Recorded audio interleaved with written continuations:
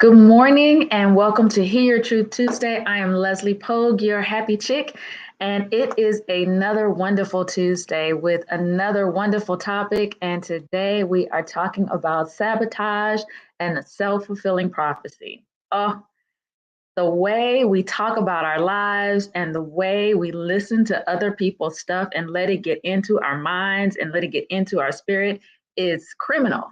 And it is very much self-fulfilling prophecy. One of my favorite lines in The Matrix, when he knocks over the vase, is he apologizes. And actually, before he does that, she says, the lady, the oracle, says to him, "It's okay," or "Don't mind the vase," or I forget what the exact line is.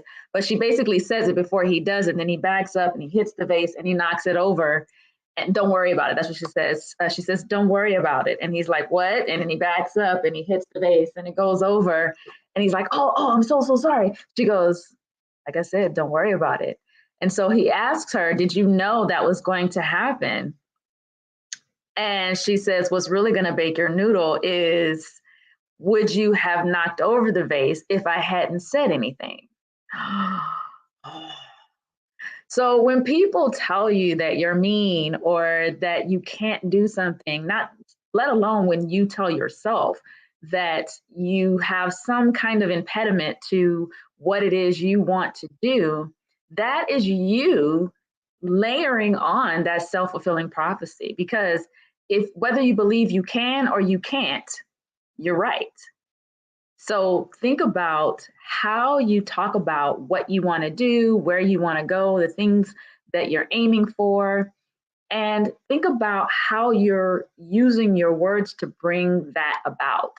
Because your words can either empower or impede your progress. And so you want to really be very purposeful about what you say. Because let's face it, self sabotage is real. It is very, very real. And a lot of people, I won't say a lot of people, that's not fair, but there are people that believe in different things. I am one of those people that do believe in energy. I believe in how you approach things, how you walk in the world, sets in motion energy that works for and or against you. Some things are to challenge you to step outside your comfort zone. Some things are just a reminder that, hey, we've seen this problem before. I'm gonna need you to get it and work past this problem. So keep in mind that self-sabotage is very real. So what can you do about it? Well, it's really about what you're thinking, right? You've kind of mentally told yourself something, or your parents, your friends, your colleagues, someone else has embedded this thing in your conscious that tells you that this is a problem for you in one way or another. Now, the reverse is true too. People who operate from a very high level of self esteem, in other words, also, it can go too far too with conceits and boisterousness and overzealousness, but just work with me. If you are in your mind about something, or if you're telling yourself that you can't do something, then run through everything that could go wrong. Literally, just think about every possible scenario that's going to stop you. And nothing is outrageous. You can even say, okay, I won't be able to do it because a meteor will fall to the earth, or a alien will walk up to me. I will get shot on the street. Like, think about every possible thing that could go wrong. And then say, just think about it and go, yeah, but what's the likelihood of that? It's not likely. Or you can use verbiage. I use this technique a lot. It's like, yeah, but my life is not a movie. That kind of stuff only happens in a movie. Just kind of reframe your brain into thinking and realizing that, hey, the chances of whatever it is I'm thinking could or would happen, probably pretty slim. Now, to be fair, some of our fears and some of the things we think about is based on experience. You've gone through this before, and it's like, oh, okay, I'm gonna try again, but I know this is gonna happen, and this is gonna happen, and this is gonna happen. Well, here's the thing: you don't know. So just because it's happened before, that is not an indicator that it's going to happen again. So trust yourself and run through all the scenarios that could happen and then get rid of it. Just get it out of your mind. The other thing you can do is admit everything you're afraid of, even if one of those things is actual success. Because let's face it, especially in America, in the United States, the more successful you are, the more work you bring upon yourself, right? When you're great at your job, everyone wants you to do stuff. They want you to work a little harder. They want you to help them out on their project. They want you to mentor them. So being great can actually give you this level of expectation that, oh my gosh, I have to continue to be great. Not only do I have to be great, I have to be even greater, and I have to do it all the time. It can be this run of in your mind of who can live up to that. So once you admit it to yourself, then you can go, you know what? I'm going to work within my framework, my goal, my plan. And if I can help, if I can spread the wealth, great. But if I can't, then I'm going to be strong enough to say, hey, I can't help you with this, or I can help you in this way. So use your words, build your self-confidence to say, hey, this is what I can do. Because at the end of the day, and I'm going to asterisk this is not selfish, you come first.